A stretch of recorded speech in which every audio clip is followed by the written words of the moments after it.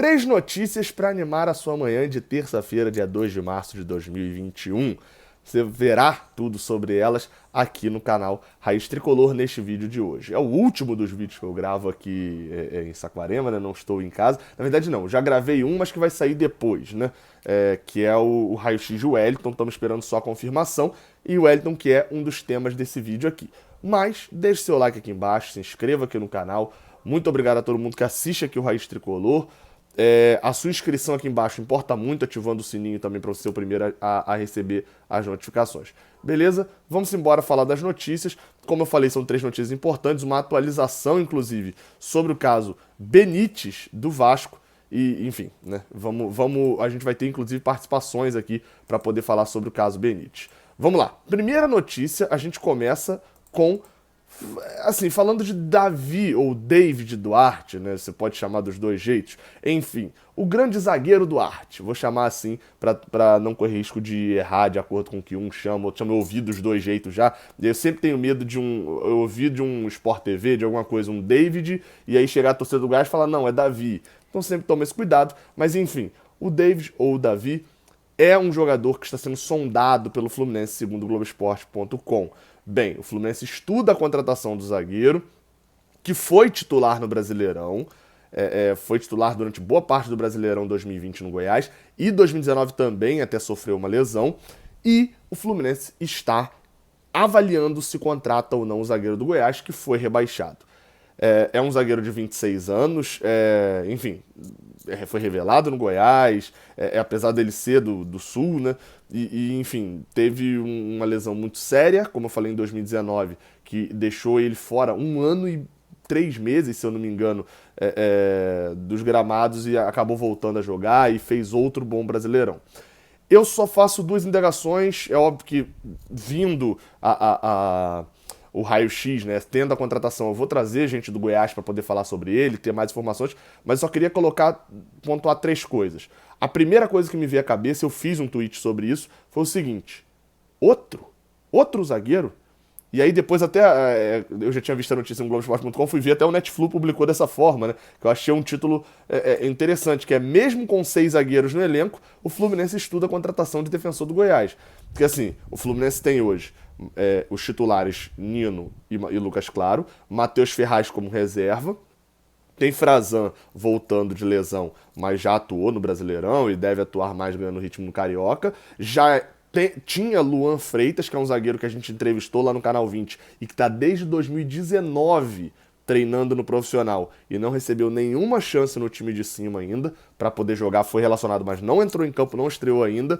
E além disso, além de já ter esses 5 da temporada passada para essa, contratou o Rafael Ribeiro do Náutico, jogador que chegou por agora e tem raio-x já aqui no Raiz Tricolor. Vai lá ver o que a gente tem a dizer sobre Rafael Ribeiro. Não é um zagueiro que a gente projeta como um zagueiro que vá dar frutos. 6 zagueiros e o Fluminense está buscando a contratação do famoso zagueiro Duarte, o David ou Davi Duarte. Ok, não precisávamos de um outro zagueiro. Vamos para a segunda coisa que eu ia falar agora. Esse fator de não precisava gerou uma rejeição no Fluminense, uma rejeição dos torcedores e também o fato do jogador vir do Goiás. Quando eu retuitei isso, eu não estava falando sobre a contratação ser boa ou ser ruim, só para mim não fazia sentido. E aí veio uma enxurrada de comentários de o Fluminense está montando um time para a Série B, o Fluminense não sei o quê, só por um preconceito talvez contra o time goiano. Isso para mim não faz sentido. Por quê? Porque alguns jogadores se destacam. O time pra Série B não faz sentido. Se o zagueiro tá saindo do Goiás, porque o Goiás caiu e ele jogou a Série A no Goiás, jogou bem no Goiás, não é um jogador de Série B, é um jogador de Série A que não quer ir jogar a Série B. E aí, ao mesmo tempo, ficam pedindo Benítez, que é um assunto aqui pra frente. Pra mim não faz sentido nenhum. Sobre isso, vem o ponto 3, que é todo mundo que eu conversei do Goiás, todo mundo veio falar, cara, tomara que o negócio não dê certo, porque é um zagueiraço. Foi destaque uma vez, se lesionou, voltou e continuou sendo destaque. Tomara que dê errado o negócio, eu quero que ele fique, eu quero que ele fique, eu quero que ele fique.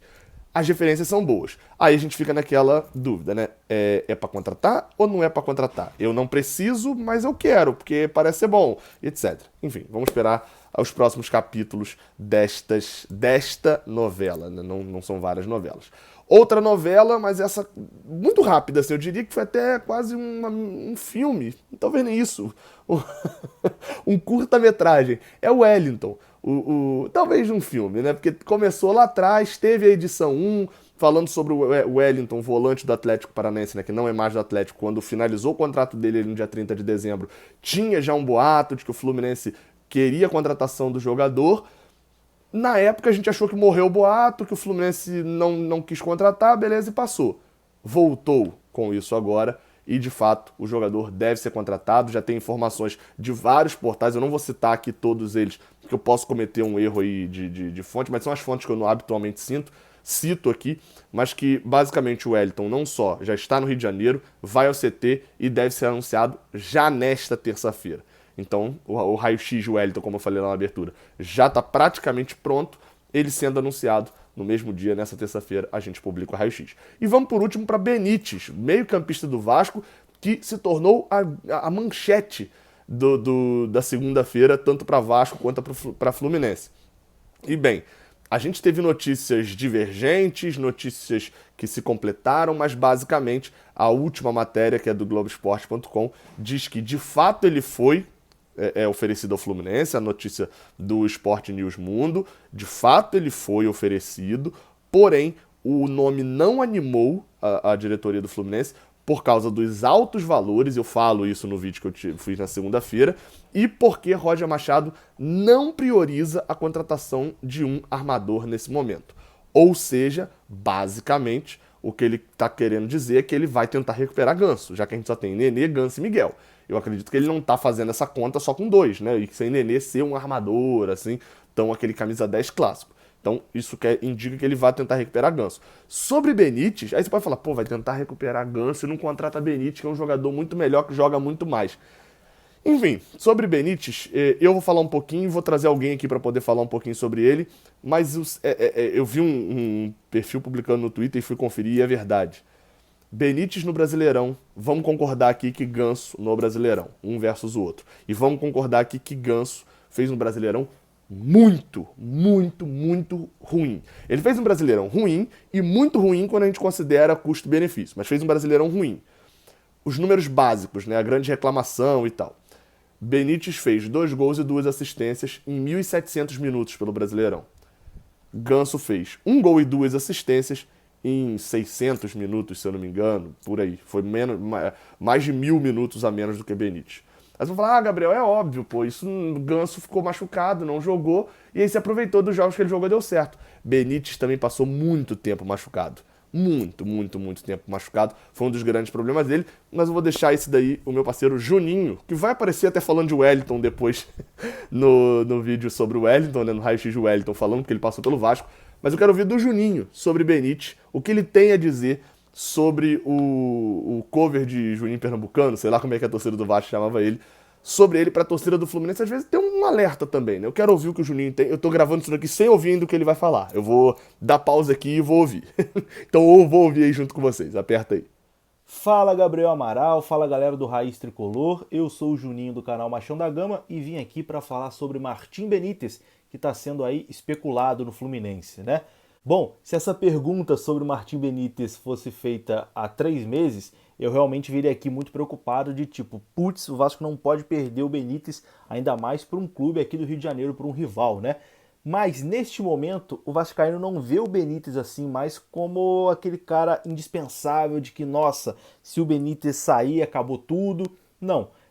Quando o Vasco consegue renovar o empréstimo do Benítez pro restante do Campeonato Brasileiro, a parte de 2021 do Campeonato Brasileiro, o vascaíno acabou se decepcionando, porque o Vasco era um time muito dependente do Martim Benítez, né? Mas o problema é que o Martim Benítez não conseguia jogar. O Martim Benítez frequentava mais o departamento médico do que estava dentro de campo. Tanto que as 2 últimas rodadas que decretaram ali o rebaixamento do Vasco, no empate com o Corinthians e a vitória sobre o Goiás, o Benítez não esteve em campo, ele não participou das 2 rodadas decisivas aí do Campeonato Brasileiro. Então, durante todo o campeonato, né, o Vasco precisava do Martim Benítez e não podia contar com o Martim Benítez. Chama atenção também o número baixo, né, que ele tem ali de gols e assistências. E, assim, parando para pensar, é até esquisito, porque realmente o Benítez era um cara muito importante nesse time do Vasco e assusta um pouco as estatísticas serem tão baixas. Ele era um cara participativo no jogo, estava em todos os lugares, corria, dava carrinho, tentava alguma coisa. Talvez pelo time ser muito fraco, né, ele não conseguia fazer tudo sozinho, podemos dizer assim. Então, não dá também para botar essa responsabilidade toda em cima dele. Eu acho que é um bom jogador. Se não fosse os problemas de lesão, o físico, que ele às vezes não consegue estar no físico ideal, com toda certeza não estaria nem no futebol brasileiro, porque, assim, técnica ele tem de sobra, é um cara que tem muita qualidade técnica, muita inteligência, mas eu acho que a questão física atrapalha bastante, porque ele não consegue ter uma sequência.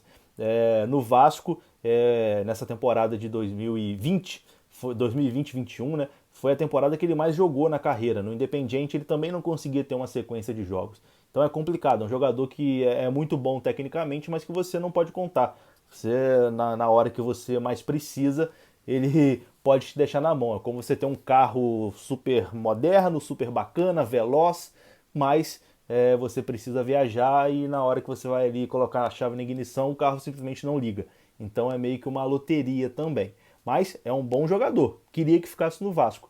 Se for pro Fluminense, óbvio, vou ficar triste, mas não vejo assim como o fim do mundo também, né? Existe vida sem Martim Benítez.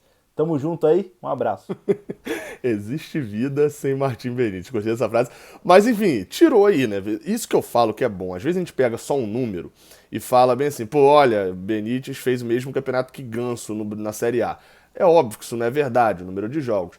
Mas, ouvindo as explicações do Juninho também sobre Benítez, mostra um pouco que a gente também... Eu fico incomodado quando a torcida do Fluminense é feita de trouxa. Não tô dizendo que você aí é trouxa, não. Tô dizendo quando tentam fazer de trouxa. Por quê? Porque entre Benítez e o David ou o Davi Duarte, meu amigo, eu pego o zagueiro. Ah, Gabriel, mas a gente precisa muito mais de meia. Ok, mas a gente não precisa de mais um jogador que quando a gente precisar não vai jogar. A gente precisa de um jogador de 26 anos que fez 2 boas campeonatos brasileiros da Série A e vai colaborar dentro de campo. Meu pensamento é esse. Benítez sempre me pareceu ser um jogador caro, sempre me pareceu ser um bom jogador nos jogos que eu assisti, mas, ouvindo a opinião do Juninho, é fato. Os jogos que eu assisti foram jogos bons. Nos outros jogos ele até colaborava, etc, entrega, mas na hora que precisar não tá. E aí, se for pra na hora que precisar não tá, aí fica complicado, né? Vamos esperar, aparentemente não vai rolar esse assunto, mas também aparentemente não ia rolar o de Wellington, né? Então vamos aguardar. Valeu, Juninho, pela colaboração aí. E valeu você que assistiu até o final. Saudações tricolores, até a próxima. Valeu!